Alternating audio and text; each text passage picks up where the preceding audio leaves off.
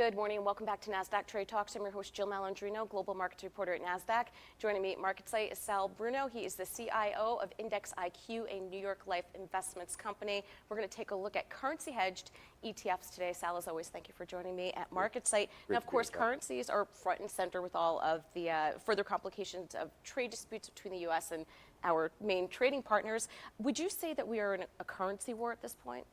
It would seem to be a little bit of a currency war, but it's hard to say exactly which way it's going to go. So when you first had the tariffs announced, those are actually negative for the foreign currencies because the U.S. is a big global consumer. And so you need those to buy those foreign currencies, basically to pay for the merchandise you're buying from those foreign countries. So if there's the possibility of less U.S. purchases of foreign goods, that actually drives those currencies down in value. And that's what we've seen is the depreciation of those currencies over the last couple of months since the trade war started. Then you did have President Trump come out and say that the U.S. dollar was a little bit too strong, and he tried talking it down. So it's a little bit tough to see which direction that's actually going to move. So how come trade impacts currencies? I mean, you explained it just before, but for example, what would be an ideal trade environment or currency environment? So a great trade environment is one where there are fair tariffs and they're equal across. And I think that's what the president's trying to get across is he's trying to equalize it. He believes that some of the tariffs are a little bit too punitive against the U.S. and he's trying to level the playing field. So you want a bit more of a fair trade, and that actually benefits both countries. Right. So when you have fair trade, both countries can actually do better. When you have sort of this disadvantageous trade, what ends up happening is if you have these trade wars, again, you need those foreign currencies to buy the goods in the local market, and if there's less demand for those goods, there's less demand for the currency, and that drives the price of the currency down. And that's what we've been seeing since sort of middle of April when all these tariff discussions started. All right, well, let's talk about currency hedged ETFs. What are they designed to do? So they're really designed to limit or mitigate some of the impact of those currency moves. So when you invest internationally, you have to recognize you're taking two asset allocation decisions. The first is the local market.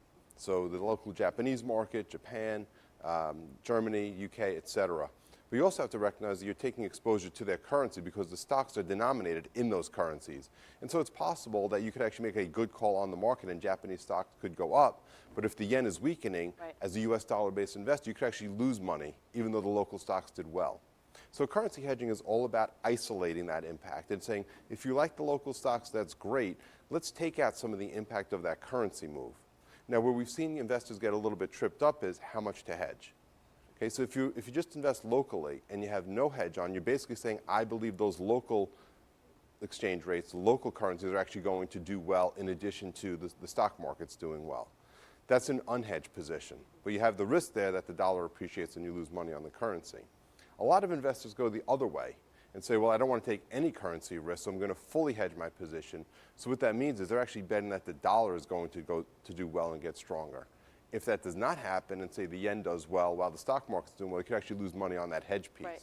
All right, so let's look at IndexIQ ETF. Its ticker is HFXI. We'll use that as an example. How would an investor use that in their portfolio?